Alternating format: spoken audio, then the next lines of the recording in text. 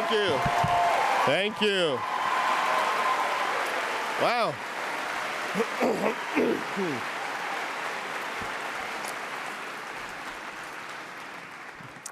Thank you very much for coming out. How many of you are in from out of town? Some people. We've always had, for Freaks and Geeks and Undeclared, just the greatest fans, and it's been so wonderful having the show on IFC and to feel like you're still out there. You still enjoy the show and are passionate about it, and so thank you very much for supporting it. It's as painful as it was when these shows ended, is how wonderful it is that people still love it and more people find it every day. So thank you very much for supporting the show. All right, we're going to bring out some of the people who were a part of Undeclared in the cast. We are going to start out right now with Lucian, Mr. Kevin Rankin, everybody. Kevin Rankin is here. In the part of Perry, Jared Grody, everybody. Let's hear it for Jared Grody. He's ageless and timeless. Playing Tina, Christina Payano. Let's hear it for her.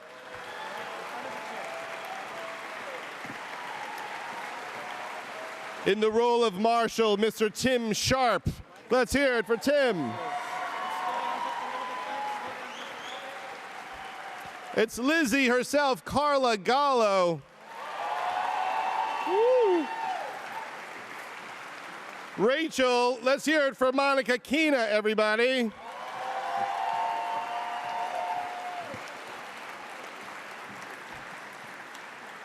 The great Stephen Karp, Jay Baruchel is here tonight.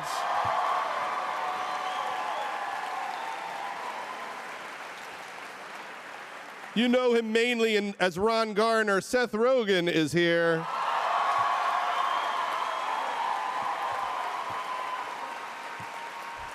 We have also some very special guests here. You probably know him best from the 40-Year-Old Virgin, from the alligator slide and whatnot. Mr. Jerry Bedknob. Let's hear it for Jerry Bedknob. Jerry, come on. Oh, I did the wrong order. I did the wrong order. Jerry, wait. I screwed it all up for them. You know, ladies and gentlemen, Amy Poehler is here. Amy Poehler, come on. Amy Poehler is here.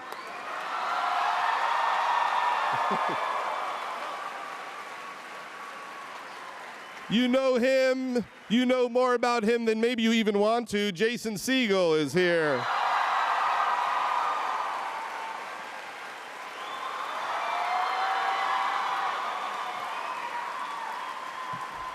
He's the better half of Tenacious D. Kyle Gass is here.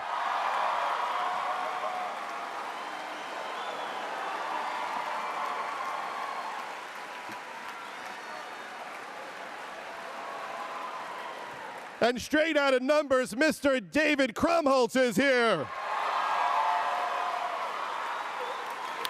So I thought maybe that, one way to talk about this, there's so much to talk about, would be to just start from the beginning. There was a moment when, after The Cable Guy, where I thought maybe I shouldn't make movies. And I liked it. But I got wounded, and so I went into television. And the first thing that I wrote was a pilot for David Krumholtz, which Amy Poehler was in. North Hollywood. No, even before that, it was called Sick in the Head. David, do you remember this time of Sick in the Head? Yeah. That's so funny. Yeah, it didn't make it. Yes. No one really cares. Yes. What was the logline? What was it about? It was about me and Amy making wild, passionate love That's right. every week, and for some reason, America didn't want to see that. It was a start. It was a great cast. Austin Pendleton and Kevin Corrigan and Andrea Martin and Kevin McDonald from Kids in the Hall. That shit did not get picked up. Yeah. And it was so funny, if I may say, that when you heard the pilot, that the laughs were so loud that it was annoying to watch. It really felt like we faked the laughs, and maybe the mics were too close to the audience, and we were just shocked that it didn't get picked up. And then it became in treatment. And then, you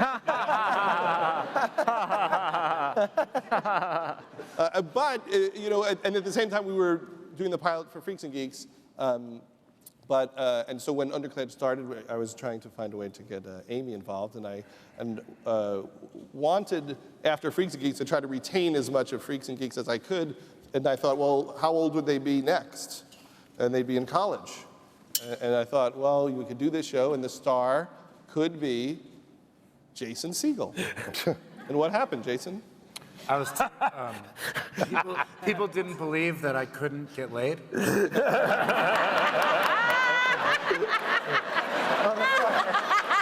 You motherfucker! What the fuck is that shit? Yeah, go fuck yourself. What is that? Would you deny that? Right, yes, the kid's got game, yo. I'm really good at it. Oh, Jesus. And so they did say no to Jason Segel.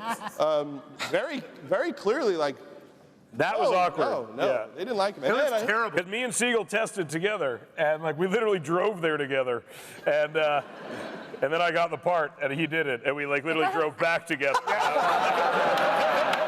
It was terrible. And I was so psyched, but the whole time I was just like, oh man, it just sucks.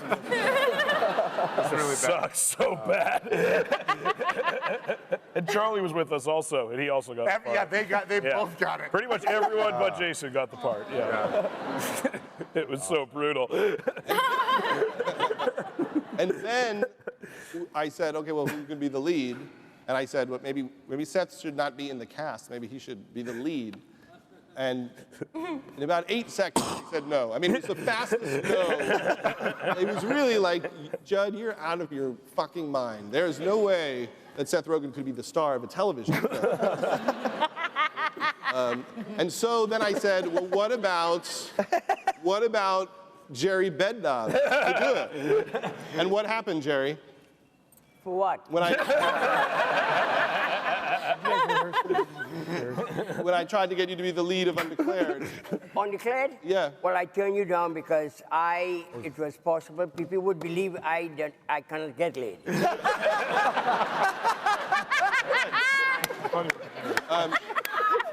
And then I asked, I was like, well, who could do this? Because it was hard.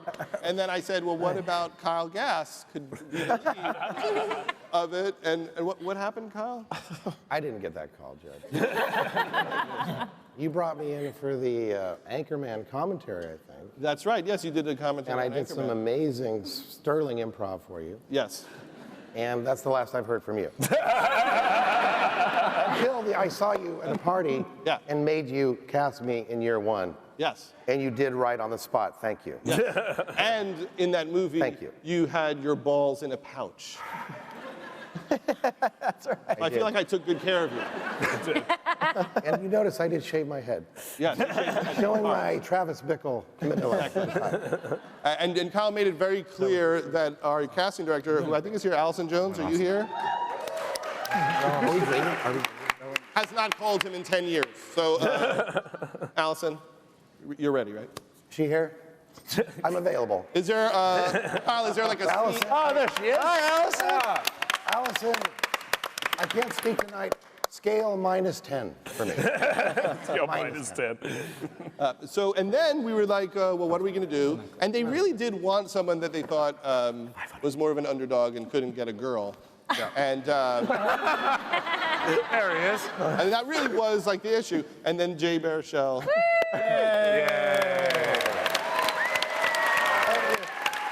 But I remember Jay tested against a dude who was on The Real World.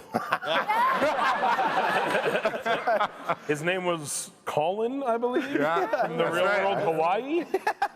Yeah, I remember He that dated Amaya. And I can't believe I know that. I remember we were like, you're bringing in a guy from the fucking real world? Like, what the? And like, you were like committed to it so hard. You were like, maybe a guy from the real world will be the star of this show. And you tested against him. And, Yes, I did. Thank fucking God you beat that guy because That would have been a disaster. And that was. Yeah, the show would never have made it. Yeah, exactly. I know.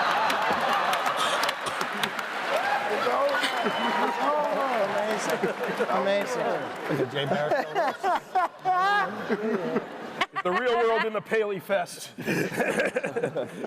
And Monica and Carla came in. Do you remember what those auditions were like? Because we did a lot of improv in the auditions with all the boys. Yeah, I do. I remember that one of them wasn't it about a diary and that there was a hair in it? There was, yeah. And did we both do the same scene? There was only one scene for both girls, right? Or It something. was a and we had scene to- where one roommate was mad at the other roommate for reading the diary, and they knew because they left a hair in it. Right. The hair's gone. But the we had diary to was do gone. both roles, I think, Yes. of the two girls in the scene, and then we had to improv. And then going from there, you kind of.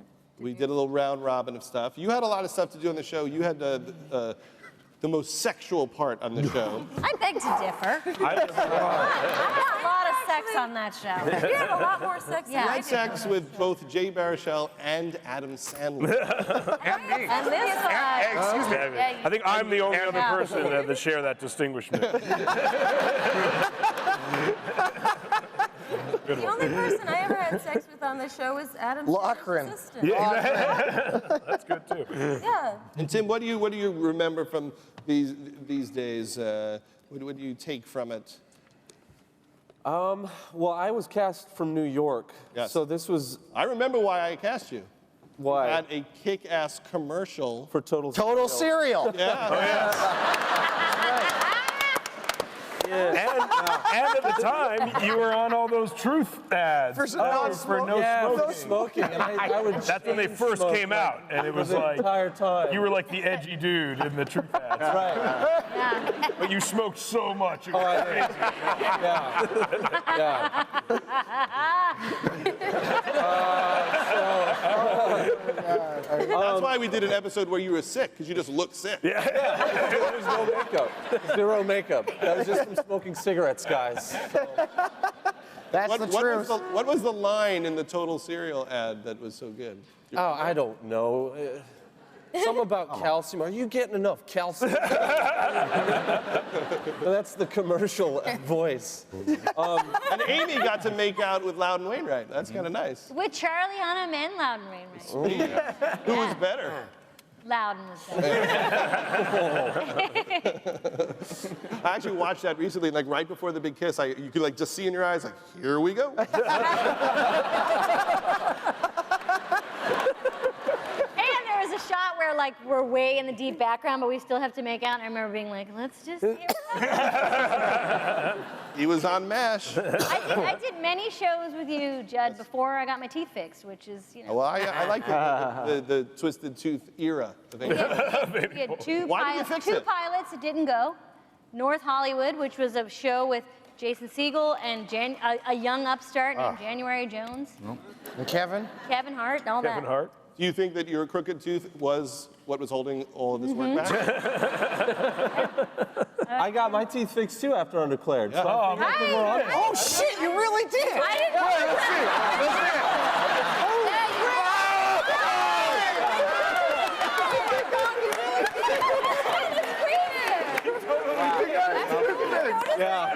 Yeah. Tim had teeth like a shark. I can open beer bottles like with my snaggle. Yeah, your teeth were fine. Yeah. Now that it's fixed, like, it was really weird. Terrible teeth. I feel really good about it. I know, it was disgusting. You know, you never tell people that you think their teeth are bad till after Till they fix them. Right.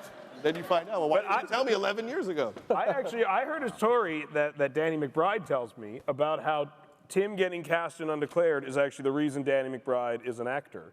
Because you were cast in All the Real Girls Yeah, to And- play bust ass. to play his part, and then he couldn't do it because he went and did Undeclared, And then Danny McBride was then put in that part. At I the don't last want to take the responsibility for Danny You should. I think he's great on his own. Yeah, I think you should take it. Yeah, so I'm the reason Danny It's like me and Jay. It's like you and Jay. I'm glad that you've committed to this fucking bit. It's a very good bit. Jesus Christ. And Christina, when you came in, you know, it was right at the time where we were beginning to feel like Undeclared was in trouble, and we needed new guns. We needed new guns. Hell Like yeah. how Married with Children got that kid 7 or whatever. Thanks. Christina Payana. Was that your first acting job, Christina? Or? It was not, but it was my first principal character, like, you know, reoccurrence and always there. And I enjoyed it. The most excruciating part, though, is when I had to make out with Kevin Hart. And Judd is like, no kissing for real. I'm like, and then Kevin is like, what the hell? That's the worst thing, but it broke me in, so. It broke me in. Broke her in. Jesus. I'm all good now. And Kevin, did you get to make out with anybody on the show? No, I didn't. No. Most of the show, you were just begging people to make out with you. No, it pretty much was figuring out exactly. Like Lucian was the RA, and I was sort of treated that. I didn't get to spend as much time with everybody as, you know, as Lucian doesn't get to spend time with. So I'm just very method that way. Didn't have any sex between scenes or anything like that, strictly because of. You were trying to have sex with Amy, but knew she would say no. And Jared, I don't even understand how we found you. You were in the pilot. We had the same manager. We had the same manager. My manager asked you to hire me as a favor to him, and then you did. I remember that. That's exactly what happened. It was literally like, Jared needs $600. Yeah. He needs $686 11 times. Yeah. And then I'll be good for a decade. And you do stand-up now, Jared. I do. I do stand-up. I wrote a novel that my publisher decided to drop at the last minute. Freedom. A lot And I work at Seth Rogen's medical marijuana dispensary. True. It's all legal. It's all legal. I see Jared more than anyone on this whole panel. I used to see Jared more than anyone on Yeah. the phone. We were roommates. Did you know Did that? they live together? Yeah, her and Jared just lived For together. 6 months? Oh, I lived with Monica for 6 months. Dude. Yeah. Yeah. We forged these bonds. Yeah, I mean, people, it's... What was the rent on that? What was the rent? Yeah.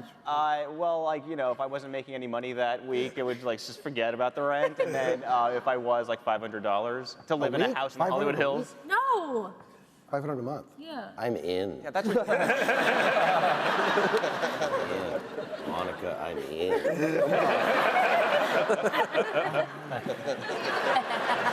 Now we wanted, you know, because the network so disliked Jason. You know, part of the fun of the show was like, how many times could we put Jason on the show? As like a screw you to the network. Sure. Yeah. Which is always a good attitude. Yeah, keeps you on the air a long time. And so we came up with this idea of the copy shop. Yeah. And then the last episode of the show is all about the copy shop. Like in our heads, it's almost like a spin-off. Yeah. Spin-off of a failed show. Yes. Yeah, more or less. You don't do that very often, yeah. You don't I felt so honored because I was in the copy shop team. Yeah. It was just, I can't believe you called me back. I think it was the first time I didn't have to audition. Directed by Jon Favreau, by the way. Yeah, that was, yeah. that was the first thing he directed. One of the first things he directed. Yeah. He owes his entire career to that episode. Yeah, Yeah, changed his life. exactly. The Marvel guy loves Undeclared. Yeah, exactly. Yeah, they're huge. He thought if he could handle all of that. And so, do people recognize you guys from the show? Like it's been on again recently? Not a day Kevin? goes by I don't Do get people know you a little bit from the RA on the show? Oh yeah, and I'm I'm like, surprised when yeah, I I don't was. lisp or I don't stutter. What's that? I'm surprised when I don't stutter. When you don't stutter. You kind of were doing the King's Speech really early. It's true. It's the first And you were so method, we didn't know if that was like a choice or just you stutter. Oh, no, that was birthed out of fear in my first audition. So it's kind of great that the show is on the air, and it was a weird experience making it because we did it in like little hunks and they kept not picking us up. And it was just like very stutter stepping the entire time. And it was fun to... There was a year between shooting the pilot and it airing. Yeah, right? Yeah. And it aired... September 12th, 2011. That's right. That's right. We were not people's highest priorities at that moment. And then they didn't want us to put Jerry Bedknob on the show at all. Yeah, exactly, yeah. We were a very controversial casting for quite some time. And out of that show, I got a new hairpiece. Yeah. But we did, the show did air, it was supposed to air like the week after 9/11, and Hilarious. it was a weird moment in America at that time for comedy. We felt embarrassed to even be making some stupid ass show. It really kind of threw us completely because it was right at the moment where we had to like try to kiss ass the world to watch, but then you didn't want to act like it was important because it wasn't at the time. But Seth and I had a Q&A that we wrote for TV Guide, which was really obnoxious and cocky and just like, it was funny if September 11th didn't happen. And so then they put it in TV Guide, and the cover of TV Guide was the towers on fire. We were in the 9/11 issue. Yeah. It was huge. And It's a classic. It's it was just a classic very issue. confusing time. That issue was worth $4. Yeah. The 9/11 TV Guide issue. So, and I remember I was so proud because it said written by Seth Rogen because I interviewed you, but it was the fucking 9/11 issue of TV Guide, and it was a very conflicting moment for all of us. So we lost some of our energy. Yeah. But what are just like highlights you remember of shooting? Amy, anything that sticks out in your mind of making Yeah, just the show? getting constantly stoned all the time. Yeah. That's true. Just everybody smoking weed all the time. I always just had a sense that there was a lot of intercaste sex happening. No. Any sense of that being true? Not at all. No. I can't think of any at all. No. No? No. Unfortunately. Whoever's laughing is the The fact that we don't all have the same disease is pretty amazing. I would say that. That is pretty good. Jared, did you have any sense of that? Yeah, I fucked.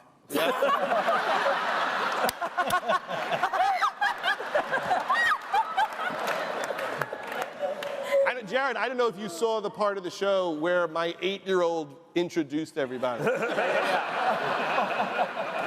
I fucking saw that. That word paid for her private school. Oh my God. But and then we'd have like stars on the show, which was kind of exciting. Will Ferrell. We had Will Ferrell was on the show, which was a big thrill.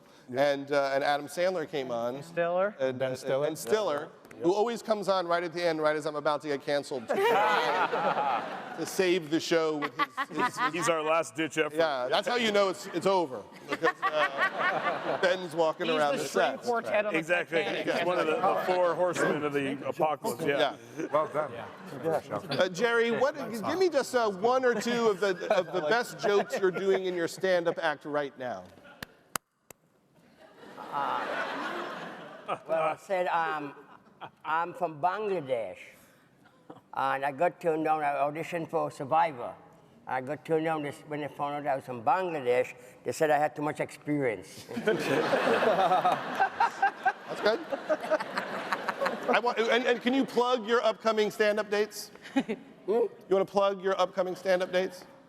No, I'm fortunate. I don't have to do it much. I'm doing 3 projects now. Like 2, I'm doing a pilot with Lee, Farrah Fawcett ex-husband. What's the name? Major. There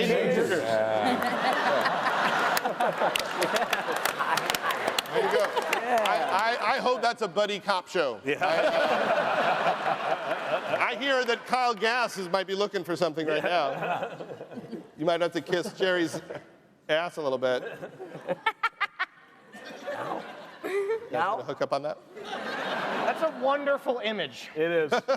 Kyle kissing Jerry's ass. Yep. I'd like to apologize a little bit to Carla because in our movies, it's whatnot. Carla really takes it hard. I take it in a lot of ways. Yes. Yeah, I take it all right. He's the one who sucked Steve Carell's toe, 40-year-old virgin. She periods on Jonah.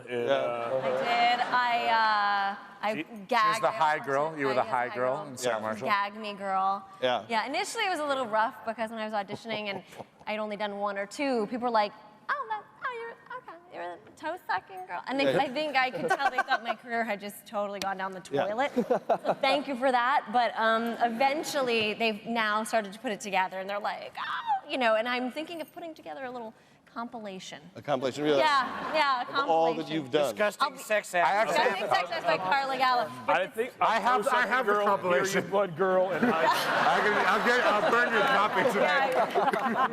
That's private. That's private. That's what you're doing.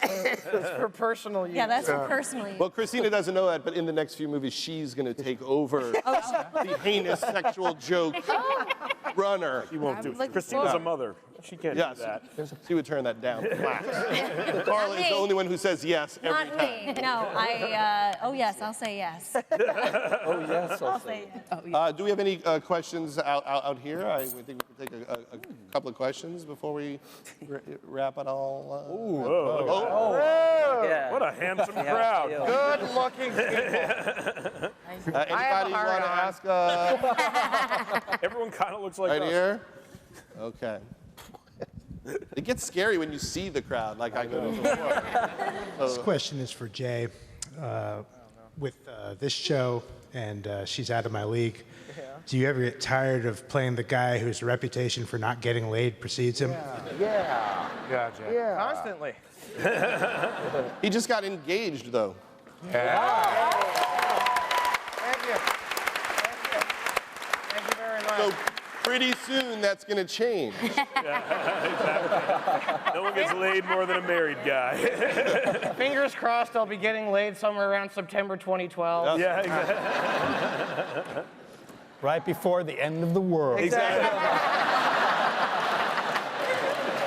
Right on time. Jared, how are you doing with the ladies these days? I'm a drug dealer. I do great.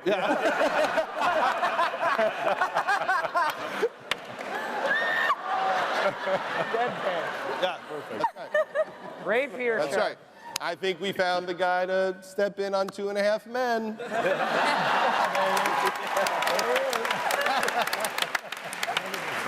All right. Any other questions? There's right there. Hi, everybody. I was wondering. Hi. Hi. It's great to be here. Yeah. Is it just a coincidence that all Jason's ladies on his shows names start with L-I? Lindsay, Lizzie, Lily? Oh. Or am I just imagining that? Ouch! I got nothing. Sorry. Yeah, I got nothing. We talked about this. Sorry, He yeah. asked me to think of a joke for that question, but I don't have anything. No. I failed him. I got nothing. Hilarious. No, yes, it's a coincidence. Yes, it's a coincidence. It's a coincidence. Nice work, dudes. Crazy coincidence. He's paying a lot of attention to the letters, and it's like the number 25. I didn't write any of that. Exactly. Yeah. Okay. Oh my God. Sounds like a question for the guy that was on Numbers. Yes. Yeah, exactly.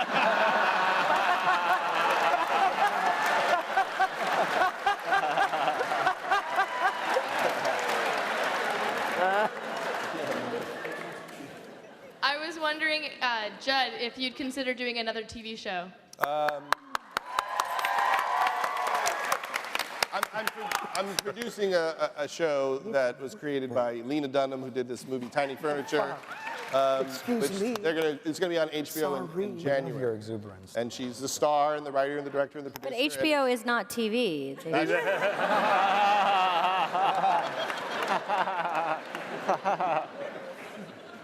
I would go back into TV. I just don't want to see Jason get rejected again. I'm super rich now. You are?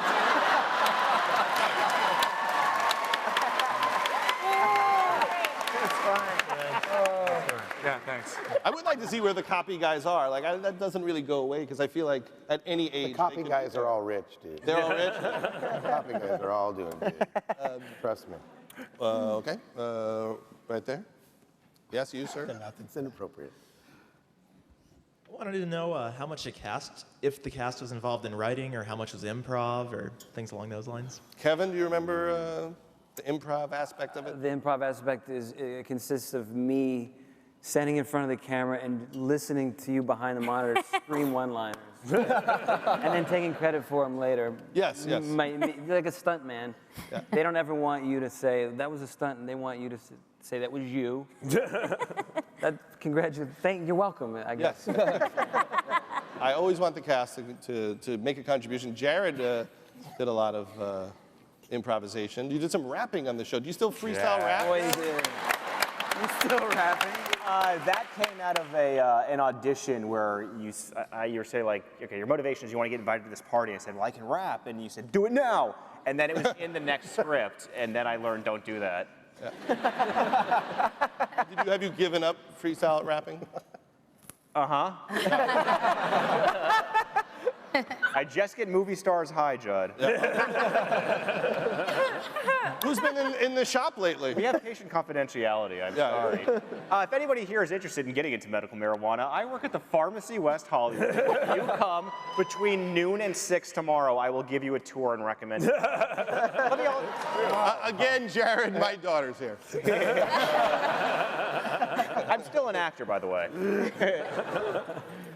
And Christina, what was that song that you loved on the show? Did I get knocked down and I get up? By Enrique Iglesias. No, but the one before that she kept on How Bizarre. How bizarre. How Bizarre. Wait, by the way, what's her OMC. How did that song go? How bizarre. How bizarre. Cruising down the freeway in the hot.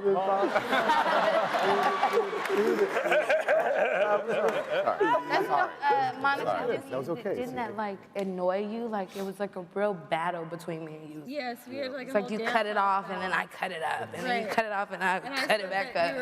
You like Enrique Iglesias? Yeah, and then you guys find peace over Enrique Iglesias. You also, yeah, I think he's as one does. Yeah. You also all bonded over that bitch song. Oh yeah. Right. I'm a bitch. I'm a lover. I'm a child. yeah. Meredith Brooks. You know what's weird is that we only had like 2 female. Seth has a lot more knowledge than you thought. That's why. That's right. We only had 2 female writers. That was the male version of what 3 girls would bond over. Enrique Iglesias Yes. and I'm The song "Bitch" by Meredith Brooks. Yeah. What do girls like? those things. That was a good song. Of course. It's a good song. That is a good All right, over there. She was in. We should disparage that. First of all, I love all of you guys. Thank you. Thanks a Great lot. show. Second, my question's for Jason. Yeah. After playing the lovable but a little bit crazy Nick, what was it like escalating into the sort of totally insane Eric? Well, it was really fun. There was a bit of freedom to not having to be a regular cast member. And that, like, you didn't have to sustain this character for episode after episode. He was allowed to be unlikable and, and strange and all that. I would just pop in now and again. And then you really capitalized on that I was crazy at that point. Well, Jason really seemed on edge. Yeah. And looked terrible. He was just up all night and wasn't sleeping and growing weird facial hair. And his teeth were really he looked yellow. like a corpse that you'd found after a week or something. No, I look like Jack Skellington. Yeah. But you were bloated in weird places. Well, only you know that. We spent a lot of time together. No, but it was great. Judd sort of gave me free reign to some extent. I think it felt a little bad that I didn't get to do Jay's part, which would have been awesome for the show. Why the fuck did I come here tonight? I don't understand why I showed up. We all just agreed. You heard we all agreed. Yeah, everyone nodded yes. Well, the funny thing about Jay was, when I started the show, I kind of didn't think the show was personal. And then, when I watched it later, I realized that it was like a very personal piece of writing about like how I felt going to college and thinking I could reinvent myself and act like I was kind of cool and macho. And then people were onto me in like 4 days. That was like me coming out to LA to do Undeclared. Yeah. I thought I was going to reinvent myself, but no, clearly I was just a nerd from Canada. Was? It was. Oh. Boo! Wow. Boo! It's the Jay Baruchel roast. Anybody else in here want to shit on me? I just remember that Jay really, like his whole thing, because Jay was 18 years old when he came to do the show. And he was very naive and Canadian. And all you talked about the first few months was that your dream was to do well enough to buy a Ferrari. Absolutely true. It's totally true. It's so true. It's 100% true. I forgot. You totally did. Do you remember that, Tim? There was a lot of didn't even have a driver's license, literally. You didn't learn to drive till we were like 24. Really wanted a Ferrari. What do you remember of young Jay, Tim? Oh, no. I just remember he's not that different. He doesn't cry as much. There was a lot of crying. There was a lot of crying. I remember you were a drummer. Do you still drum? Yeah, terribly, but yeah. Oy vey, Smear. Thanks. The box set of Loudon's records. The box set of Loudon Wainwright's record? Well, I'm one of the producers of the career collection of Loudon Wainwright that's coming out in a month or two, called 40 Odd Years. So you should get it. It's like his whole 40-year career on a set, and it's excellent. It's really, really good. I don't know if it's available on Amazon now. You could get it, but it's very, very good. Clearly, you make money on that in some way. Yeah. Yeah. Yes. Anything up there? No. No. Yes. You guys are awesome, and specifically to Timm. Yeah? Your image of you with that zit in one episode actually is haunting me for the rest of my life. Are there any good stories to go with that? The giant zit episode? I remember. The zit episode. That was what Martin Starr was a guest on that episode. Yeah. Yeah. Who I've been mistaken for way too many times. But I think that was because I had the teeth, the crooked teeth. I was already used to ha ha ha. So That's an amazing impression. Right. That's how I used to laugh back then, before I got my teeth fixed. He was like a geisha. A geisha. It's very bashful. Right. It was good. It was a good zit they did. They made Special a good effects. zit. I actually had a big zit during the filming of that episode. That's not a good story. You guys paid a lot of money for this shit. Awesome, man. How much? Dump it on. $800. $800? Yeah. Jerry, what's that? $800 a ticket? I don't know if that's true. Judd,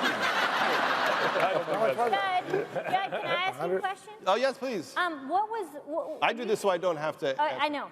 When you think about that time, if you could kind of encapsulate that moment in your long career of Undeclared, what was specifically special about Undeclared for you? Well, at that moment, we were really trying to figure out how funny can we make one of these half hours, and there weren't single camera TV shows at the time. Other than the Wonder Years, it was really weird to do a single camera comedy. So they they would say, like, where are we going to put it on the schedule? There's no other show like it on TV. It feels weird against a sitcom. And so we were trying to break new ground and trying to figure out how to make this thing work. And, for me, the great part about it was just like hiring everyone that I thought was crazy talented and crazy funny. And that was, the treat of it, and a great writing staff and directors. And it was just fun and a real challenge to go, how does this work? Like that action episode, which Nick Stoller wrote and Greg Mottola directed, like, could we do one that feels like a movie? Let's do one that feels like a movie. And every week was trying to do something different. And then me just thinking, like, how do we launch Amy Poehler? We know it's going to happen. Can't we be the ones responsible for it? And for everybody. And to keep Jason Segel sane, keep him paid. We did not do. That did not work out. But it was a great moment. Okay, we're going to take the last question, and it better be just so great. Right there. It's got to really be top-notch, though. Hi, I was just wondering, do you guys ever wonder what would have happened to your characters? What they would be doing today? Would Lizzie and Steven have stayed together? Would she have gotten back with Eric? What? Don't laugh at his voice.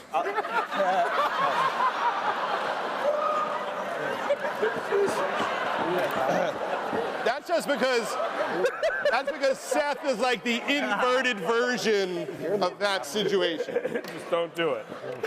Just don't do it. Why are you laughing? Hey, you thought it was funny, didn't you? Jerry, speaking of guys with weird voices, what's it been like for you?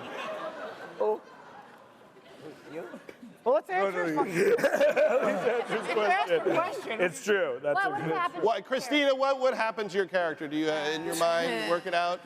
I probably would have been pregnant with twins and high on dope. I'm sorry. Pregnant and high on dope. Yes, No, Kyle? I'm sorry. I forgot the question. Your voice is fucked up too, by the way. What's that? Could he ask the question again? I didn't. Could he ask the question? Could you repeat the question? Could you repeat the question, please? Kevin. I'm sorry. I didn't hear the question. It doesn't matter. What? Where would Lucian? Where would Lucian be right now? I think he'd still be there. Not much else he can do. He's on the floor right now. Well, I'd just like to thank everybody for coming out for this. It's a pleasure. We're all very proud of it, and we're so glad that you all got to finally see it on TV and on DVD. What we're going to do now is take a very short break, and then go into our Freaks and Geeks hunk. So thank everybody for coming.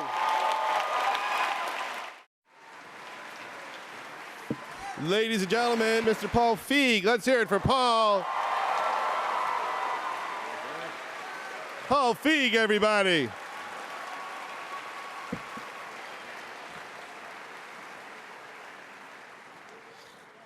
And now the man who, one of our producers and the director of many episodes and the pilot who helped us create the entire vision of the show, Jake Kasdan. Let's hear it for Jake.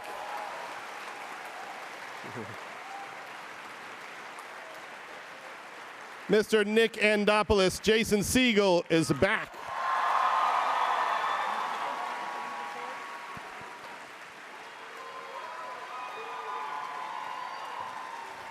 Kim Kelly herself, Busy Phillips, is here.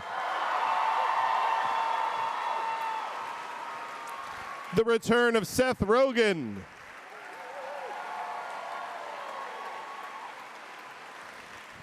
As Neil, Sam Levine. Let's hear it for Sam Levine.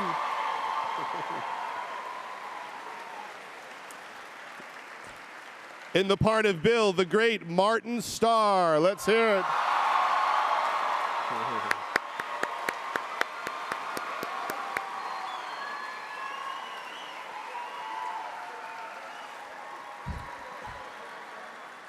In the role of Sam Weir, John Handsome Francis Daley.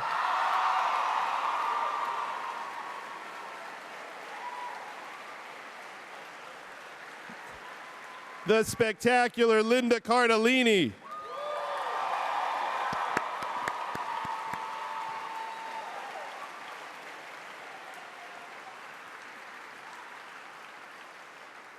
Cindy Sanders is here. Natasha Melnick.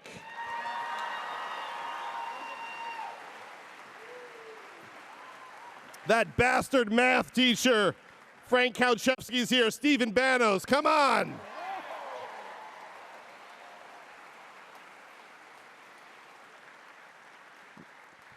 The great Millie is here. Sarah Hagen, let's hear it.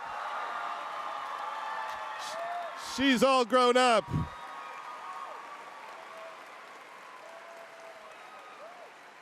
The wisdom behind the show. It was very hard to get him here. We flew him in special because we knew how important it would be to have the great Harris here. Stephen Lee Shepard. Let's hear it for him.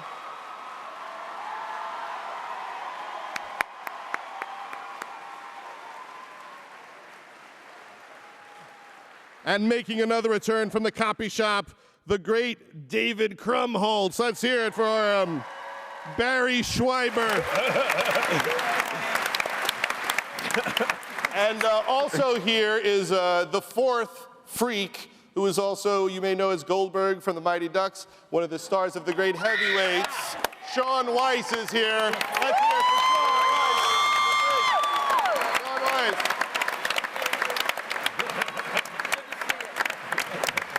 Bass player in Mission Control. Yes. So that was it was fun watching the show. How was it seeing it in a big place like that? Well, we're so proud of the show and so depressed that none of us will ever do anything as good after that. Exactly. It's really depressing, but we're so proud, and it is like a magical moment that we don't understand how or why it happened, but it did. And can you believe all of these people? Look at these people.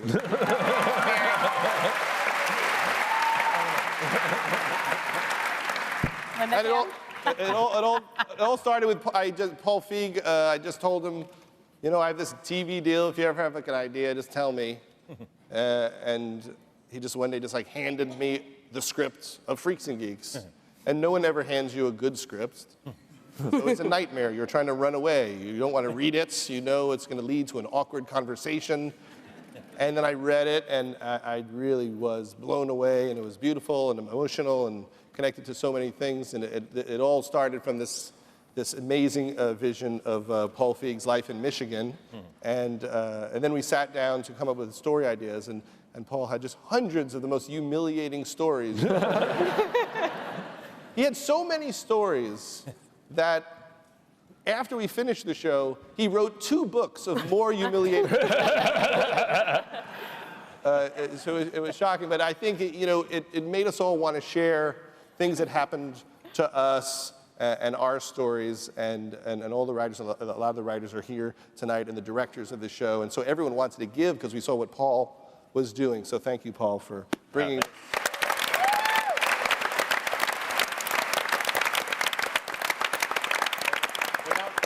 Honestly, without Judd running interference and making this happen, it never would have happened. I'm in awe and shocked that we got to make 18 episodes of this show. I mean, we were the lowest rated show on NBC for most of the time. which meant we pulled an average of 7 million viewers, which today a hit show pulls 8 million viewers. So we still would be a failure today. Exactly. Slightly less so. Yes. And so Paul gave me the script, and I think the story of some of the show is familiar. That there was no head of NBC at the time. I think he either stepped down or was fired, and so Scott Sassa, who was like the high guy, he just let us. He liked the script. He liked the cast. He even liked Jason Segel. And so we were allowed to make the pilot the way we liked it. And then when the new guy came in, he let us know that he went to private school and didn't understand this world. And then we thought, oh, we're going to get canceled really fast. Not going to last long. And so we thought, well, let's just use all the really good ideas that we have for 6 years and compress them into this one season. And that, I think, is why the show works so well, because we're not saving anything. Our head is under the guillotine the whole time. We shot the finale halfway through the season. Yeah. That's such a Jew thing to do. Just assuming the Gestapo's at the door. That's why Cindy Sanders became a monster within the course of one episode. Yes. Yeah, we wanted that to be like a relationship for a long time, and then we thought, well, we'll just make her a jerk. And Republican monster. So Natasha's here. Where's? Yes. Yeah. Who I didn't recognize for 10 I didn't minutes either. looking at her exactly. I walked right past her. Who's that really beautiful?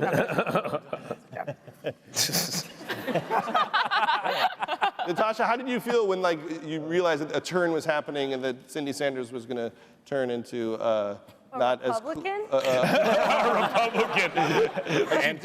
And she didn't like the homeless. Yeah, she had an aversion to handouts. Democrats like that. And she hates the jerk. How do you hate the? I had such a problem doing that because I had to not. We were literally watching the jerk, and it was so difficult for me not to laugh. Like every time he hates these cans, and I'm like, it's not funny. It's not funny. To be honest, after a while, it doesn't. It stops being funny. 35 takes into the can bit. That's our litmus test with women. Though. Yes, it's always the key. And John, you had your first on-the-screen kiss with That's right. First on-screen erection too, but no. That's It wasn't my mic pack. Gosh. Only in Okay, I panoramic. think that was my first kiss too. Oh, really? Hey. My first on-screen kiss as well. Mine too. My first on-screen kiss too. Yeah. With Franco? Yeah. And that was a real one. Yeah. And we Good ate one. tongue and everything. You guys went at it. It was method. I remember watching your on-screen kiss and being scared. Yeah. We're like Dawson's Creek. Who knew? Yeah, exactly. One and only time I ever made out with a piece of wood. Yeah. Made out with your puppet. Did you make out with Joanna Garcia? Wait, who made out with Joanna Garcia? Martin made out with Joanna Garcia. I thought you were calling her a piece of wood. No, yeah. I made out with David Crumple. That's good too. How was that for you, David? I'm sorry? How was that for you? Oh, it was fine. Shouldn't talk about that. Now, Lee Shepard was getting some kisses in with his girlfriend. Actually, no. That was a camera trick. That's CGI. What's that? Camera trick. Our lips never touched. She was very shy. Yeah, she was, and her grandmother was on set to ensure no hanky-panky occurred. Yes. Oh, no, that's so sad. That's so bad. I'm sure when her grandmother saw you, though, she probably calmed down a little. Maybe. No, thanks. Nice boy with a good job. Exactly. Now, Lee then there's a great story with Lee. There's a lot of funny, interesting casting stories, but we had an open call audition in Vancouver. And Jake, do you remember when we first saw Lee Shepard? Oh, you were in Chicago looking. We were in Vancouver, and That's where we first met Seth. We met Seth. We saw Seth on the tape, and then Seth came in, and it was hilarious. And then Lee came in, and Lee was just there. Remember why you came? You just... My mother was finishing some education, so I was staying with a family of a friend, and we were going stir crazy because we lived out in the boonies, and she said, well, let's go to Vancouver and use this audition as an excuse. I didn't want to go because, I mean, honestly, who gets acting jobs from that? Never happened. So, you were just like waiting to go to Denny's or something? Yeah, I think we're gonna go to dinner afterwards. So I was just sitting in the back of the room reading, and I got called up. Yeah, he was. We were going to be very democratic and say everyone gets a chance, and like I think 1,000 people showed up, and after 10 terrible people, it's like, okay, we can't do this. It's like, let's just walk through the rooms and look for interesting people. And walking through, and there was in the corner was this the head of hair hanging down, reading a book, and it's like, hey, do you want to come in? And the rest. And they had me read. You read for one of the freaks? Daniel. Yeah, exactly. And then I read. Wrap your brains around that, people. Yeah, and then I read. Lee almost got the part in 127 hours. Lee almost hosted the Oscars. Yeah. But that was a change of life for you because you didn't want to be an actor at all. You just wanted to go. It's not, well, anyone who's watched a Hollywood movie wants to be an actor to some degree, but it wasn't something I'd ever seriously considered. And then I just kind of fell backwards into it, and it was great. You were in the Royal Tannenbaums. And yeah, and in both those cases, I've landed in 2 sets with casts and crews with no jerks. Very nice. 2 incredibly healthy environments. And We can't guarantee you that won't happen again. Yeah. so I hear. And so I remember when we saw Linda Cardellini came in, and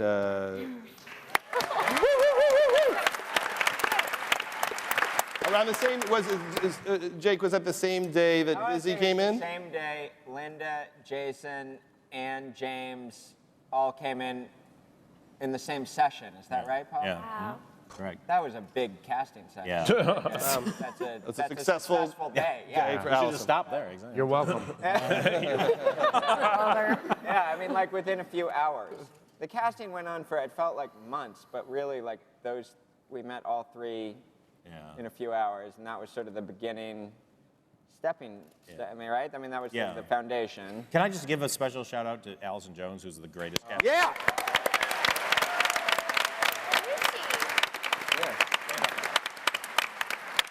Is Allison here? Yeah, she's right there. Yeah. Stand up, She's Allison. standing up? God damn it, stand up. Yes. And one memory I have, Linda, is that when we were shooting the pilot, we had a little party, and we showed a hunk of the show, and you didn't know if it was working, and you cried. I ran in the bathroom before I cried. I was terrified. I had never been at such an important part of something, and everybody was so good, and I didn't know what to think of myself, and I was just scared, and I ran into the bathroom and I cried. I was afraid I was ruining something that was so wonderful. And we were like, why is she crying? She's so good. She hates it. It doesn't make any sense. But Levine was happy as can be. I was absolutely thrilled. He knew it was working. Yeah. He's like, one day I'm going to be in a Tarantino movie. That's right. I had it written all over me. I will kill Nazis off of this show. He's a big F&G fan. He's a big Quinn. what? Oh, yes. Big Freaks and Geeks fan. I didn't realize we called it F&G. You call it F&G? It's for the guy doing closed captioning. That's why I saved him trouble. It's like Sunny D, exactly. Yes, I wasn't aware. Do you remember the Samm getting cast story? Samm Levine? Oh, yes. He was really terrible. Awful. It was a terrible audition. For Samm. And he was reading for John Daley's part, and then he for no reason, did an impression of William Shatner. And it was just so wrong and embarrassing and really awkward. And we just thought, I guess this is exactly what we need. Yeah. It wasn't completely out of nowhere. The character description for Samm says he loves to do impressions. And so I had asked at the casting, I was like, do you want me to do this impression that I do? And she was like, absolutely. And so that's why I finished my read. I literally look off camera and go, should I do it now? Oh, no, don't. And then I launch into it. It wasn't out of nowhere. I had approval. Can I just give a shout out that today is Samm Levine's birthday? Yeah. Happy birthday. Samm Levine is 75 years old. Exactly, yeah. 75 never looked so good. Good. Right. This business will keep you young. I remember there was once on the set, I said to Levine, I go, you're so great. And this is a high school show, and you're so great. I wish you had one of those things where you don't grow.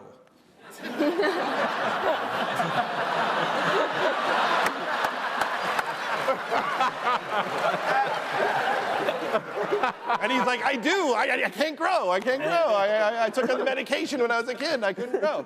Couldn't grow. So, like, if we do the reunion movie. I'm the only one who can still play himself. Exactly, yeah. Looking into the future. It would have to be a science fiction film or something where everyone aged but you. Philip Dick. Like that Robin Williams. Oh, God. Robin What are you gonna do? And the great Sean Weiss, ladies and gentlemen, the great Sean Weiss.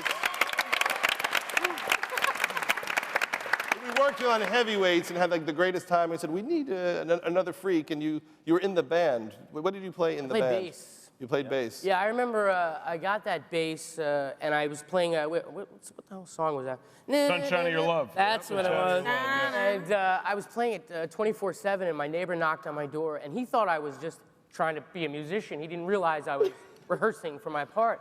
And he says, you might want to try to learn like 2 songs to have in your repertoire. And I explained to him that this was for a specific thing. But I still play bass, thanks to you. Really? Wow. And that's how Jason started playing the guitar, because you had to write Lady L. All right. Yeah, that was, this is where our mentorship really came into play. I did not play the guitar, and I played the piano. And it was a Wednesday, and Friday we had to shoot.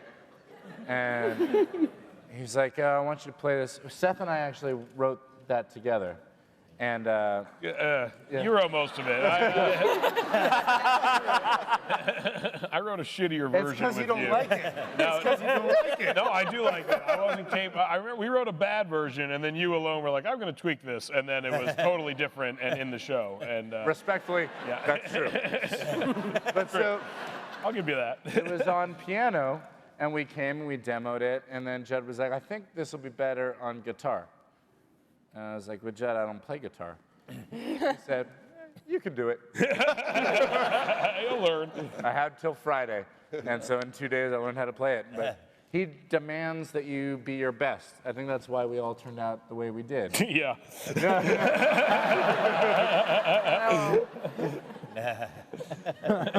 What way is that? Our best. Yeah. Our best. All right, all right. It's our best. Our best. Awesome. And Sarah Hagen is here. Started a movie at Sundance this year. Fantastic in a movie at Sundance. Congratulations. Ooh. Yeah. How's it going, Sarah? Is this intimidating with all these people here? What? You do a lot of panels. No. Actually, I don't. It's amazing. Thanks, guys, for being here. I echo that sentiment. We searched high and low to find the Millie, who was going to play Millie. Millie was always the character where we'd audition all the other actresses and go like, oh, she can be Millie. She can be Millie. We had this pile. But then, remember, Jake, it was right towards the end. We had a eureka moment. Yeah. We were starting to question the whole concept of Millie. Yeah. No. Whether the part was even playable. Yeah. And then Sarah walked in and we knew. We just looked had at this each other. epiphany, We like, actually oh my had God. like a movie moment where we looked at each other and There she is. The thing that, when the show didn't, continue, part of what we would have wanted to do was to make Millie a drug addict second season. To get very sexual and to really... So you didn't get to do that.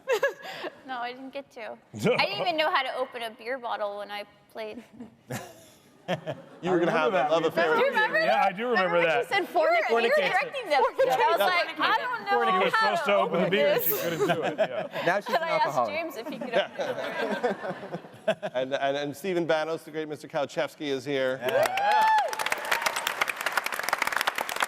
he was the only gay character on the show. Well, I was straight, and then you surprised me and said, "We're gonna make you gay." Yeah. So, So that was but the big gay scene was a deleted scene. and then very it got long cut out, scene. and then I'm straight again. Exactly. Yes. Well, that And never if get you don't think that's hard on your back,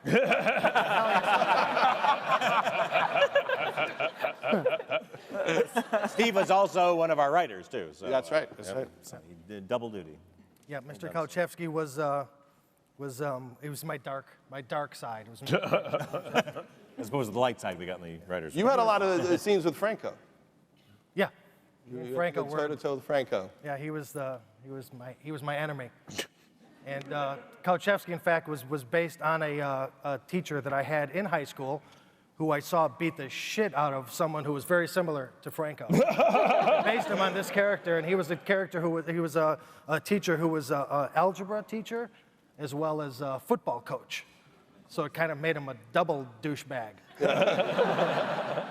He used to be allowed to beat students back in the day. I saw him, it was way after school, and it was alone in a hall, and I saw him just slapping this kid up against the wall, and he had long red hair, and that's probably why he was beating him, because he was a dirty hippie. Yep. Busy. What? Busy was like the cast member that, you know, we did the pilot, and we immediately said, like, oh, Busy needs to be in the cast, but we didn't shoot the piece. Like, we weren't allowed to shoot the Fucking piece. rue that day. Oh, yeah, one of my biggest regrets ever. And we had the poster for the show, and then Yeah, because we added her to the cast. We added you, yeah. We photoshopped her But in. only some of the times, like even tonight, I'm not on there. But whatever, it's fine. No, I'm fine. I'm fine with it, Paley Center. It's fine. I'm kidding. That's why Kim Kelly's so mad. Yeah. Mad. I'm You're super mad. bitter. All these years. And you were in the episode that the network kind of was trying to refuse to air. The Kim Kelly is my friend. Yeah. They didn't air it. It never aired? Did it not? I thought it did in the summer. Well, I think they burned it off when they did their. When they did the. No, they still wouldn't air it. They aired it. We had to go to Fox Family now. before it aired. Oh, that's right. Have I wrong? I had to go to the Fox Family channel. He's the Yeah, I'm the go-to for You all know, dates, yes. who played what role, because I have nothing better to do. Sam has been trading on Freaks and Geeks information to have sex with groupies for years. And it's going to pay off one of these days. No, yeah, that was one of the ones that NBC wouldn't air, and it aired on the Fox Family channel. It's That was like an up weird. yours to NBC. Like, we'll put this on in the middle of the day when kids are watching. I didn't think that Fox had a family channel. When did that happen? Well, it got bought, it aired on for a year, That's right. and then it got bought by ABC. ABC And it was Family. ABC Family. And then they wouldn't air it. Because And thus concludes your history of the family channel. But one weird thing about the show is that they were kids when we did the show. I think when you auditioned, John, weren't you 13? 13. I will say this: John Daley still believed in Santa Claus while we were shooting. Do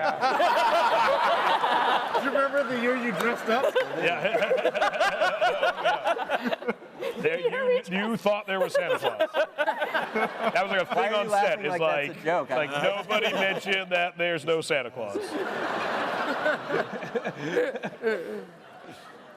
Yeah. It was a long time ago. I also didn't have pubic hair. Yeah. I will confirm that. That is. Only Seth and Judd know that. Only we know that. Yeah, that was. I did it.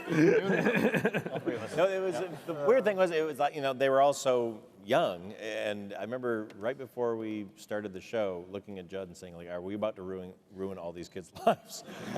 And it was, but Judd was great. It was just like, you know, he was a parent already, and it's like, we're just going to treat them like they're our kids, and we, you know, there was no kind of messing around, but also very supportive. The feeling was to make it the same behind the cameras, in front of the camera, and so when and a lot of our members of our crew are here, and they're fantastic.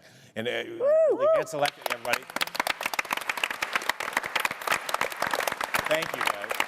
To make sure that there was no drama queens, there was no going to be yelling. It was just going to be very, you know, Except Franco. Well, Franco. What can do about that? Didn't he like hit you once, Busy? Like, Oh, he pushed stop. her. Seriously? Really? As a question, you pose it? Yes, he threw me to the ground. Pushed her. Controversial.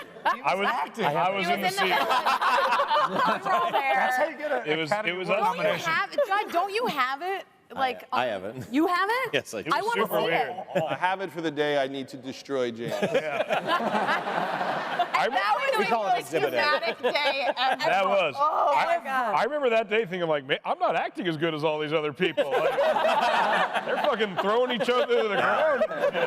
I'm not doing anything like that. Listen, what James and I figured out like five years ago, we had a conversation about it. He had a discussion. I'm a little drunk. He had that undeclared thing took a long time. It was back long, there, and I was like, he had apparently had a discussion with someone about how it had come out in his character's backstory that he had like maybe been abused by his father, and so he didn't want to have any physicality between his girlfriend and himself. And like this was unbeknownst to me or the director of the episode, who it was like his first day ever. Who was the director? Was it Danny Liner? Danny. Danny's here. He's very drunk here somewhere. He is too. pass out.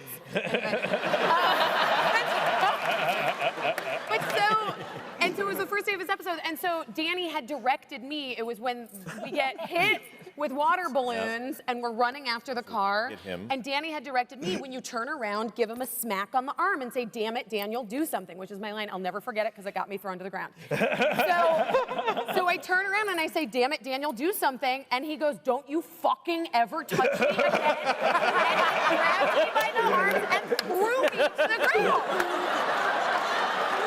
That's what happened. And I didn't know, and I had the wind knocked out of me, and like everybody rushed over, and Seth was like, "I don't know what's happening." I was like, "What's happening?" And I like went to my trailer, and you came crying to my trailer. I was like, and he said the F word. You can't even. Turns out. I was like, "We can say fuck now? What happened?" So traumatic. Yeah, and who was covering the set that day? Me. Yeah. I called Judd. I'm like, everyone's lost their mind. And all I remember is like, Everyone, one person no, exactly. lost their mind. But and threw me to the ground. Here's what I didn't know. I didn't know that there was stuff going on. So that happened, and I'm like, oh my God. And the whole crew looks at me like, oh my God. So I walk over, and Busy's on the ground, covering her face. I'm like, what's going on? She takes her hands away, and she's laughing. So I'm like, oh, well, that's good. They're having a playful fun. And all of a sudden, everyone runs off the set in tears. Right. And I was like, what happened? And I had no idea that there was any sort of weirdness going on between you guys. And suddenly, Linda's in her trailer, upset. Busy's in her trailer, and I walk into James, and I'm like, what happened? It was. Well, that's why. That story took 127 hours. Yeah. Thank you. Well played, sir. Well played. That's why. That was the one. You told me you were going to say that about something earlier. He's like, 2 weeks. At one point, something will go wrong, and I got this amazing joke. Yeah. Seth punched it up. Yeah, we punched it up. We can move on. It's actually not that good a joke. Yes, it is. That's like saying, like, it's taking so long, I'm going to cut my arm off. No, yeah, that was. No, it's way better than that. It is? Yeah, it's better. It is. They laughed. But James is, I mean, he's method. He was already method. Oh, yes. He is the only person of all of you to be nominated for an Academy Award. Yeah. Or maybe he was more committed to his work. Us? About you? I think in fairness, he's way better looking than all of us. Yeah, combined. He's the only one too cool to be here. Yeah. My favorite that James used to read very dense books on the set, and he was reading Dante's Inferno. Proust, and then next day he was reading Ferdinand. He was reading Moby Dick, and I remember Jake going over like, "Oh, have you finished Proust already?" So he's gotten right through it. I was 14 and he made me read The Idiot. I was devastated. Yeah. He made you read it? Yeah, he totally made me read it. He was like, "You should read this." I was like, "Really? Okay." But he's still in school. He showed us. He actually was reading shit that whole time. I know, exactly. That's what I learned recently. It was like, he really was reading shit. But it was weird because everyone was very, very young. And Martin, you were 16? Yeah. 16. And, you know, the great thing about Martin's work on the show is, you know, I felt like everyone was playing something somewhat in the vicinity of who they were, but it really felt like Martin was the only one who really had created a character that he was not like, or not that much like. Did it feel that way to you, or did you feel like you were just being yourself? People kept saying that, so I took it more serious. I mean, yeah, I had. It was kind of a really smooth transition in my life from the acting class that I had taken to the show. So it I don't know. I have no idea what the question was. He's really high right now. So yes, the character was similar. Yeah, you guys were drinking. Point proven, exactly. I have no idea what's. I just remember Martin started like working out. Right. And like suddenly he was like getting guns, and I'm like, Martin, you're ruining the show. It was in the Halloween episode. He took off his shirt, and suddenly he had these canned hams in his. There was a gym on the lot, and Franco was like, "We should go work out." I was like, "Yeah, Franco." And So we'd go to the gym on a few occasions, and then I got like a cease and desist from you guys. You got too muscular. He really was muscular. It was very muscular. But I think Franco, if you think Franco Martin was literally sexy? said, "Fuck it, you should do it anyway." And I was like, "You're James Franco." How sexy is Martin tonight? He's very sexy. Yeah. But I remember the way you guys punished Martin for continuing to work out when we did the locker room scene, was to put him in the ladies' robe. Because he was too really sexy, upset about that. Too sexy for a man's robe. Yes, so. Virginia's for lovers. You got a ladies' robe. Martin has a good body. There's no two ways around it. I mean, that's I thought tonight was going to be embarrassing, and it's definitely Martin, take your all boils exceeded my down to the fact- expectations. Martin has a good. Me and Martin lived together for years, and I would see his body on a daily basis. A good fucking body. Through and through? Yeah, through the whole thing. His legs are nice. It's nice. Not too much hair. Not too much hair. It's very well appropriated. That really was the dirtiest, most disgusting apartment I've ever seen. It really was. It really was like out of with nail and eye. I used to always call it the masturbatorium. It was both. Yeah. And we had we had 3 bedrooms, and the big bedroom, we were like, it wouldn't be fair if either of us had the big bedroom.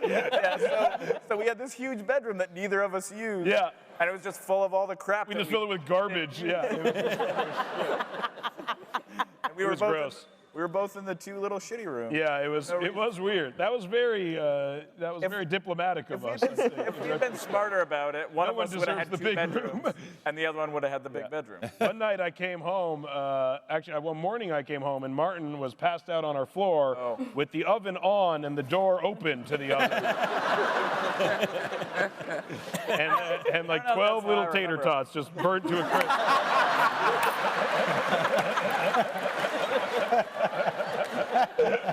I'm pretty sure I passed out in my bed. Yeah. First off, a slight exaggeration. In his defense. Yeah. But yes, the entire apartment was very hot. It was really hot. I was like, man, it's hot in here.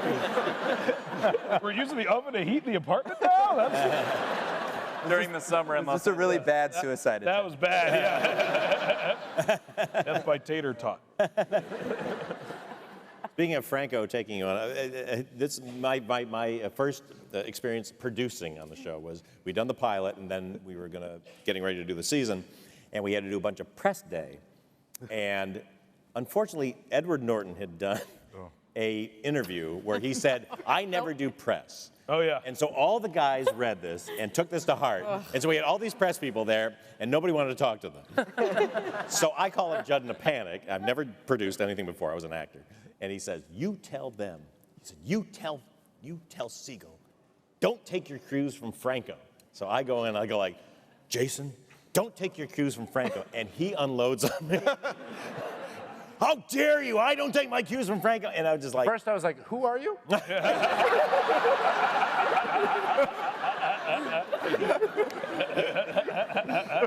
Me trying to be the boss, and then I learned. Well, it was everyone's first real job. Yeah. And so, I mean, we had a high school graduation at one of our parties, which actually At our was... rap party. It was my actual rap party. And then The rap party was your birthday. It was my birthday 11 years ago today. Wow, that's crazy. Wow. That's amazing. It was, wasn't it? It was my 18th birthday. That's crazy. Wow. Yeah. And I just remember thinking, I hope these kids, I hope they do okay, because they got this... they got this weird... Christmas party high school degree, and what happens if they never work ever again? Here's your answer. But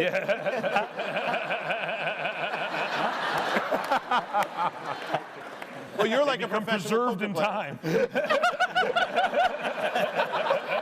player. Right. Amazing. Madam Tussauds. Exactly, yeah. Dipped in formaldehyde. Your work in Benjamin Button is excellent. Yeah, exactly.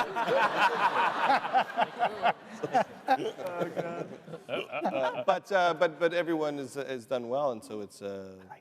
I've always assumed that's why you took care of us. Judd has taken amazing care of our entire group. And I think part of it has to do with that we were kids a lot of us have no higher education because of you. All of us. All of us. All of us. All of us. And so you I dropped out of high school the day I got cast on Freaks. Yeah. I dropped out of college. Yeah. But I've always felt, I mean, I know you think we're all talented, but I thought to some extent you felt a little bit of responsibility. Like, I can't let these kids now just be unemployed. Yes. And so you've taken care of us for a long time. Yeah. When does it end? Hopefully never. Never off the dole. Well, it is a weird feeling to see people quit high school or decide, like you decided, I'm not going to college. Yeah. Because you got that I was supposed to be Surgeon General. He was on course. Still young. That's a fact. He was always writing equations on Windows. I went back to school. I went back to college. Wow. And I graduated. And I remember I was in the cafeteria, and instead of wearing like cute clothes to college, I was like a returning student, so I had easy spirits on, and I was in like, I was in the cafeteria or whatever, and some girl came up to me and she goes, "Oh, what are you doing here?" And she was a huge fan of Freaks and Geeks, and she knew that Busy and I had both gone to Loyola, and she went back to Loyola Marymount because of us. And she's an actress now too. Yeah. Nice. Katie McCucci. Yeah. And I saw her. I was like, what's And I saw her at Loyola, and she's like, "You and Busy and Colin, you guys are the reason I went to Loyola." But I felt sort of like old and sad being back at school at that point. Well, I remember also that. We're peeing. I'll be back. Okay. You guys did this 10 years ago. Wow, this is I'm not gonna do really it. behind the scenes stuff here. Some things never change. I hope his mic's not still on. Yeah. I got it. Isn't That's that kind of a Naked Gun 2? What's that? Isn't that Naked Gun 2? Yeah, exactly. One of them. Starring Paul Feig. No, that's Whoa! that was Naked Gun 3 and a third. Thank you very much. Wow. Yes. My finest extra work in that. I just remember that Linda, I had to call Linda and tell her the show was, they pulled the plug on the show, and she was in New York about to walk on stage to do Letterman. I was, and you said the show's canceled. I said, "David Letterman is canceled?" And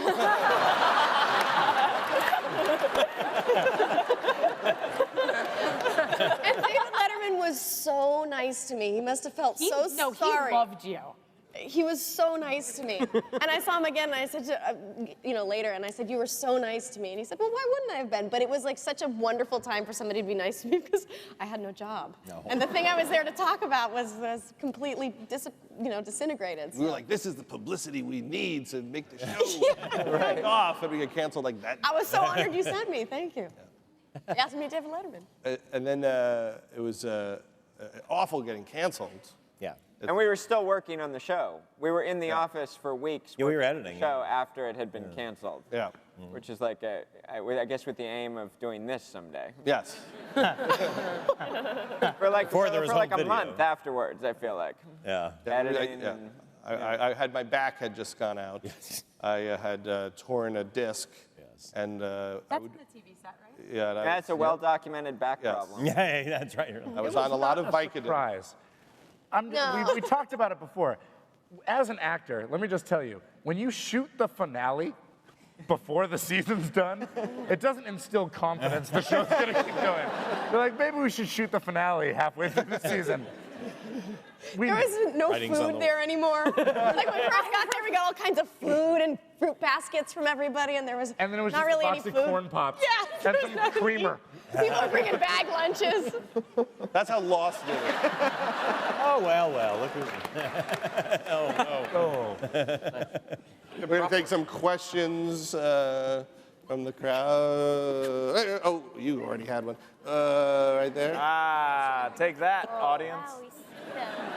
So like close. No, that's dangerous. Yes. Hello, I just want to first off say that thank you guys for creating something that has meant so much to me in my life and has made such an impact on me, so thank you for that. Thank you. And besides drug addict Millie, what were some other stories that you wanted your characters to go through or maybe you wanted to write and see? Well, there was Sam was always going to be, Neil was always going to be in swing choir, and thankfully Glee took that. Even took the name of our high school, so that was good.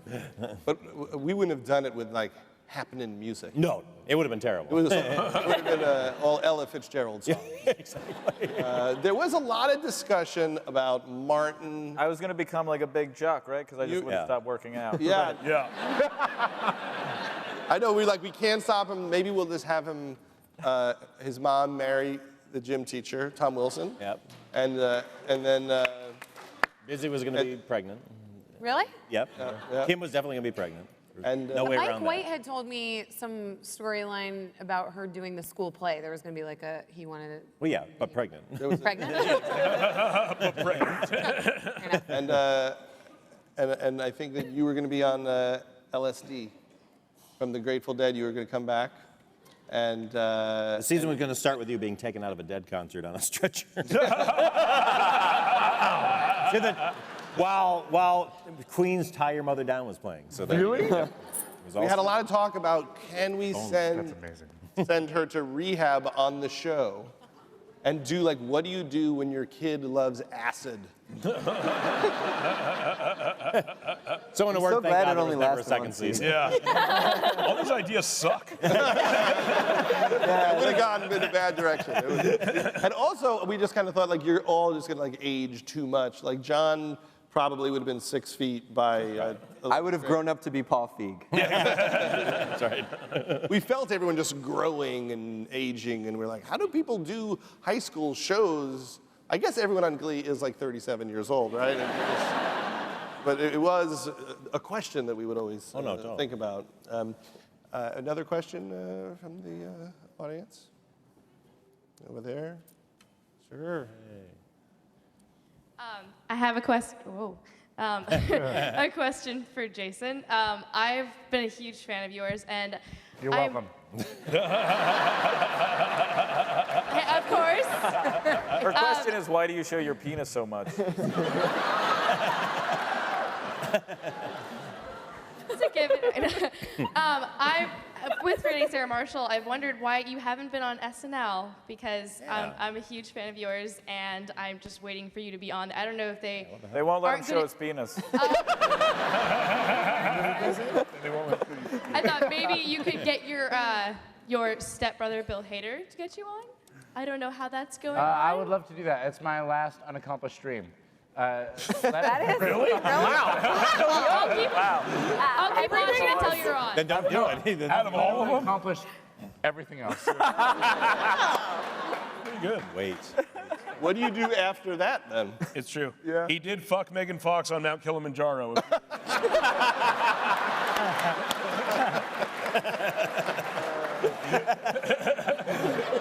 That was number 2.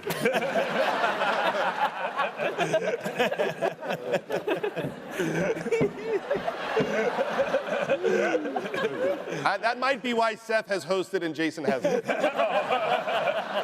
Twice. Yes. That's my agent's fault. I should have been on SNL. All right. Right there. Just yelling out.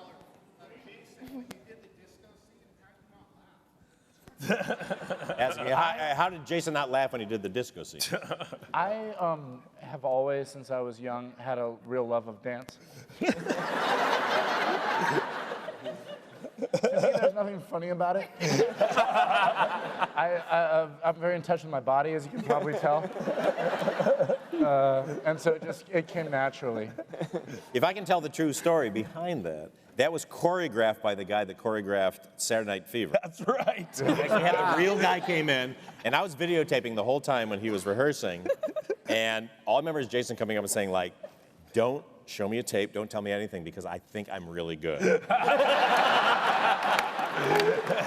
And I was right. I did the splits, guys. It was pretty good. Sean, how did, you were around all these guys, and you were on a few episodes, but how are they different now than back then? They're rich and famous. Here. No, I could definitely tell by hanging out back then that there was a lot of special things going on, and these people were special. How are they different? They're really not. I mean, it's the first time I've seen a lot of these guys in a while, and generally they're the same people, which is kind of good to see. That's good. I have pubic hair now. I can confirm that. I can confirm that. Hey, and since I've become the shout-out guy tonight, can I give a shout-out to our people who dressed in the Halloween attire? Oh my God! Bionic women over there. We got a Gort. Well done. Thank you. I thought little Groucho was working the door. Not weird at all. Nope. I love it. Not weird at all. Okay, next question right there. Right there. Back behind you, Yeah, yeah, sir. Yes. There we go. Oh. All right. Thanks. I have another question for Jason. No, fuck Jason. Sorry, one more. No. No. Fail. Disrespectful. Disrespectful. I was just gonna. Take the mic. Take the mic. Take the mic. I don't want to hear him babbling all night long. Come on, switch it up midstream. Switch it. Ask him on Twitter. Improv. I was just gonna see if he'd be willing to maybe serenade us with a little bit of Lady L for the crowd. Come on, it's a crowd pleaser. But I don't have my guitar. Oh, what? We're that close to getting away from this. Sure. Dave, do you want to answer? That's a very sweet question. You seem to be a very nice lady, but the most appropriate answer is go fuck yourself.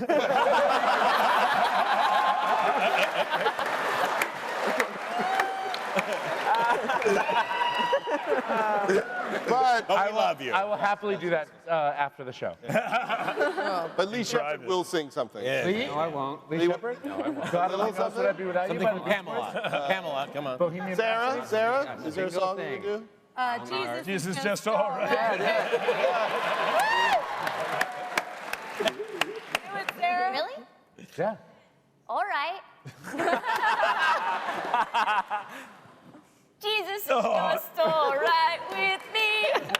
Jesus is just all right. Oh, yeah. Jesus is just all right with me. Jesus is just all right.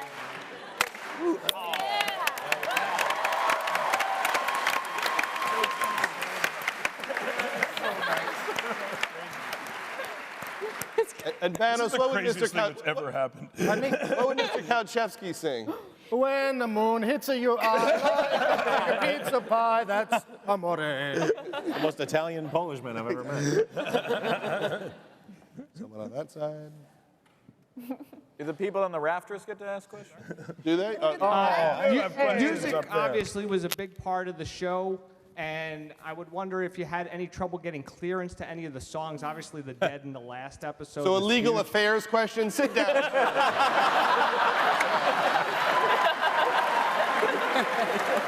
My daughter's getting tired. I can't fill the time with that. Well, Billy Joel. We were very lucky to get the people like Billy Joel to let us use a lot of songs. And at the time, they didn't use rock music on TV shows.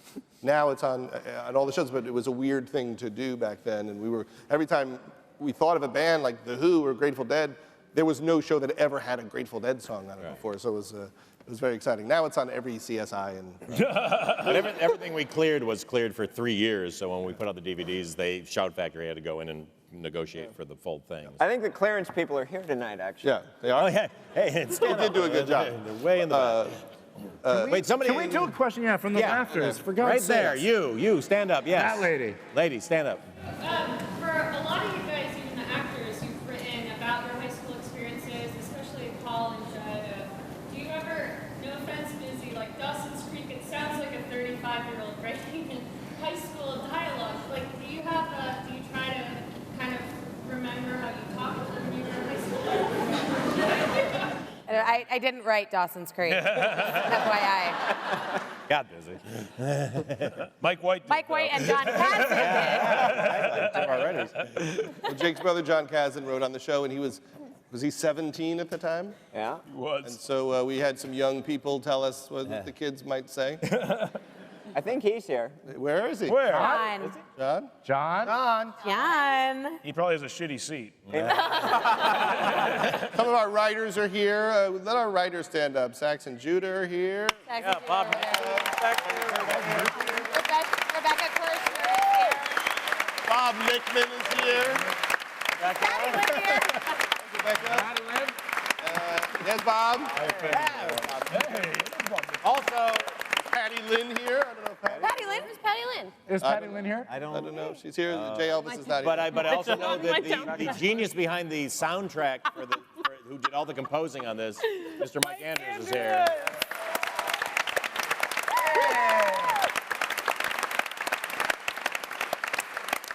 There's a lot of, I mean, I don't want to miss anyone. Jeff Sage, our production designer. Leslie Lincoln Glatter is here, who directed several of our episodes.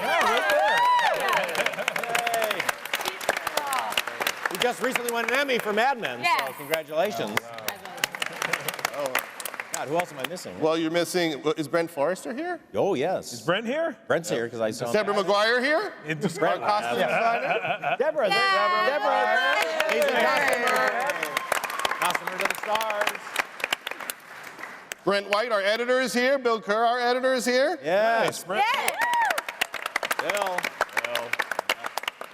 Bill, who also edited Forgetting Sarah Marshall, Get Him to the Greek. And you also Bridesmaids, which is coming up May 13th. I'm not above a plug. Your wife is here?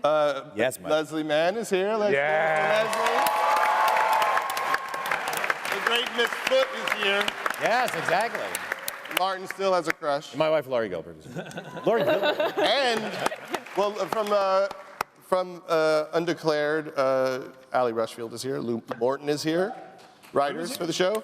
And also our composer, who also did part of the season, Mike did the other part. From the Pixies, the great Joey Santiago is here. Come on. Where are you? Where's Joey? He doesn't need to stand. Left early. He's awesome. He doesn't need to stand. Another question, He's an please. Undeclared fan. Right over there. Right over there. From now on, only questions from people. Yes. Well, this is a general question to everybody. So you guys already brought up Glee. What do you guys did something so unique with the show that was for people who got made fun of in high school and people who weren't in the spotlight. What do you think of the high school shows that are on now that claim to speak for the outcasts? Lee Shepard. I haven't actually watched television in like 4 years. That's what I think of the current crop of high school. What have you been doing? Playing video games instead. Nice. And is there a reason why you don't like TV? Cable is so expensive. The Freaks and Geeks residuals don't cover that? How much money are you getting these days? Where do you go from Freaks and Geeks? Where do you go from Freaks and Geeks? Where do you? How can I watch that? Exactly. Is there a follow-up to that? So you like Freaks and Geeks so much that you got rid of your television? No, it's the expense thing. And then Sarah, do you watch those shows? Yeah. I know They're- that I mean, they're crappy. What can you say? Natasha? Natasha, you just got married. Didn't you get married? No, I did not just. Like a year ago. A year ago? Like a year ago. In terms of our, duh. So there's only there's 3 people here married. Busy's married. Banos is married. Silverstein. What's up? Woo! Busy Silverstein. Snub-nose Silverstein. Right there. There he is. Natasha, do people recognize you from the show? Yes. What do they usually Really? say? I didn't recognize you. I mean, No, I don't know what it is. Even with short hair, people recognize me. I was working at my job. I'm like a whatever.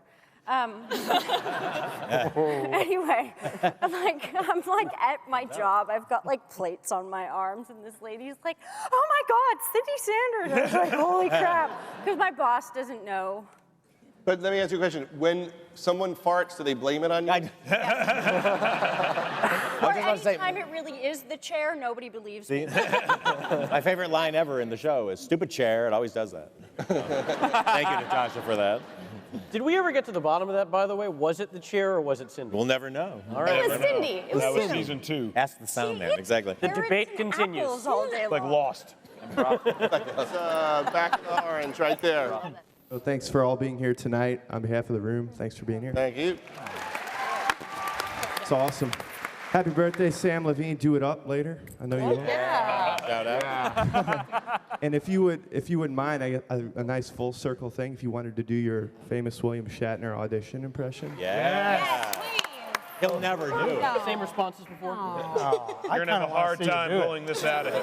Do it. No, I retired it. I retired it. No worries, Steve. Do it. Come on. Do it. You know you want to, Sam. Come on. Nice.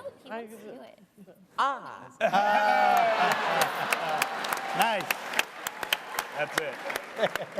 You know he did it to like Brad Pitt and Tarantino every freaking day. What did you love more, doing the impression or the do it? Yeah. None of it. None of it. Not one bit. I'm a serious actor now. It's true. Martin, how would I was on That's So Raven. Martin. Yeah.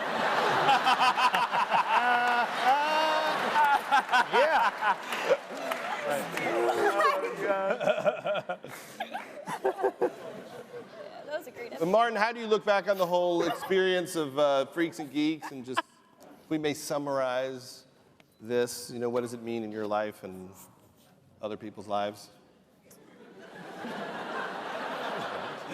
Well, fuck, I don't know what it means to anybody else, but I don't think that process, I think until I worked on a show called Party Down,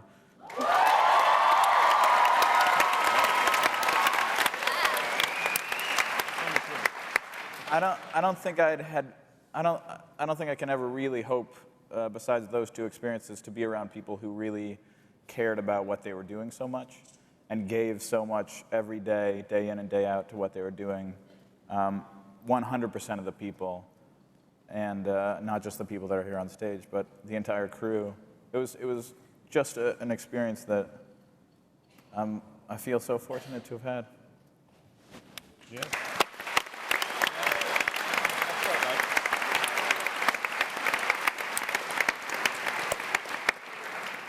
Well, obviously it was a very special experience for all of us, and a very emotional experience. And I mean, these are just the greatest actors you ever could work with, every single one of you. And we used to sit in the editing room amazed at what they were doing. Yeah. And we would just look at the footage and just go, can you believe what Cardellini did there? Like how you just the levels and just the slight gradations of each take. And anytime we needed something, we're like, did she ever do it this way? And she always did it that way. And it was true for everybody on the show. And Jake Kasdan, who really pushed Paul and I really hard at the pilot and through the casting. And he got Bill Pope, the guy who just was the cinematographer on The Matrix, to shoot the pilot for us, and really created the vision for the look of the show and so much of the show. So thank you, Jake. Yeah. And Russ Alsobrook. And Russ Alsobrook, who was the cinematographer for the show. He did a magnificent job with that show, and worked on Undeclared and with us on a lot of projects. And to Paul for his beautiful vision. When we started the show, he wrote this 140-page Bible, and he knew every piece of clothes they would wear and every song that they would like. And we would laugh about just how much he cared about these people and these characters. And his passion is always an inspiration for all of us. And your interest in this and how you connect to it is so meaningful. And we love all of you and for being there for us for so long. And thank you very much for being here.